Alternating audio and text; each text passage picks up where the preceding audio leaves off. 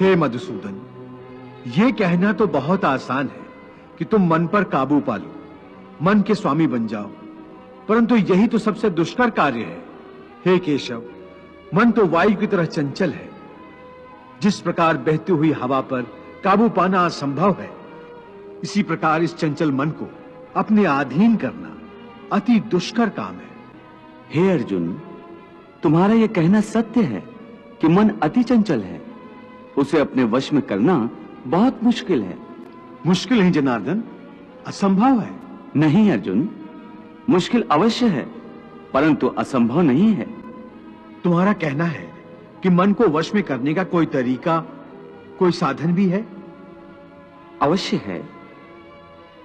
क्या है वो तरीका? मन को वश में करने के लिए उस पर 2 तलवारों से प्रहार करना पड़ता है। एक तलवार अभ्यास की है और दूसरी तलवार है वैराग्य की।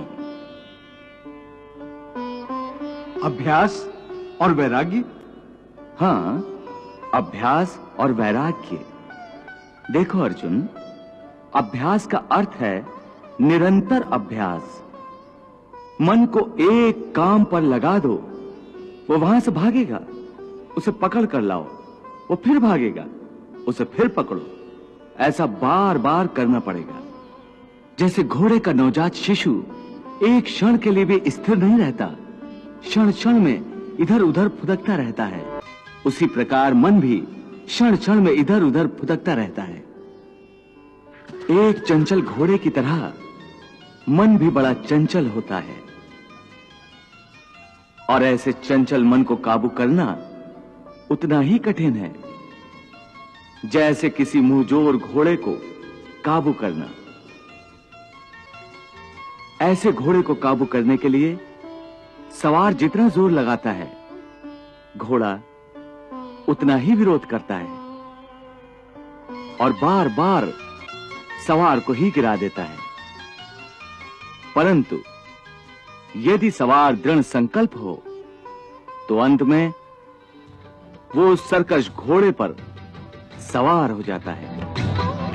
बस फिर वही घोड़ा सवार के इशारे पर चलता है। उसी प्रकार मन को भी नियंत्रण की रस्सी में बांधकर बार बार अपने रास्ते पर लाया जाता है, तो अंत में वो अपने स्वामी का कहना मानना शुरू कर देता है। इसी को कहते हैं अभ्यास की तलवार चलाना। जब अभ्यास की तलवार से ही मन ठीक रास्ते पर आ जाए, फिर वह दूसरी वैराग्य की तलवार की क्या आवश्यकता है?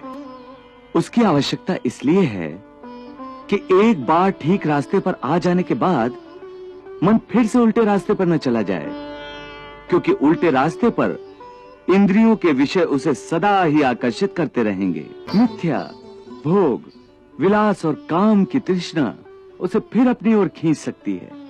इसलिए मन को यह समझना जरूरी है कि वो सारे विषय भोग मिथ्या हैं, असार हैं, योग माया के द्वारा उत्पन्न होने वाले मोह का भ्रम है।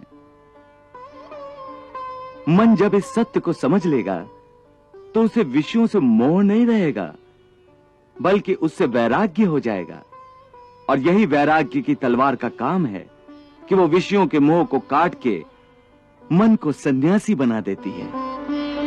हे केशव, ये जो तुम वैराग्य की बात करते हो, ये तो तभी आ सकता है जब प्राणी को आपकी इस बात पर विश्वास हो जाए कि ये सारा जगत वास्तव में मिथ्या है, नश्वर है, परंतु आपकी माया के प्रभाव से वो सत्य जान पड़ता है। इस परम सत्य के ज्ञान पर विश्वास हो जाए, तभी तो वैराग्य होगा। बिल्कुल, ज्ञान ही मनुष्य के हृदय में वैराग्य पैदा कर सकता है, और वही सच्चा ज्ञान मैं तुम्हें प्रदान कर रहा हूं। तुम तो प्रदान कर रहे हो कृष्ण, परंतु मेरा मन उसको ग्रहण क्यों नहीं कर रहा? क्योंकि अभी तक तुम मोह और भ्रम के अंधकार से बाहर नहीं निकले, इसलिए तुम उस ज्ञान को ग्रहण करने में असमर्थ हो। वाह प्रभु वाह।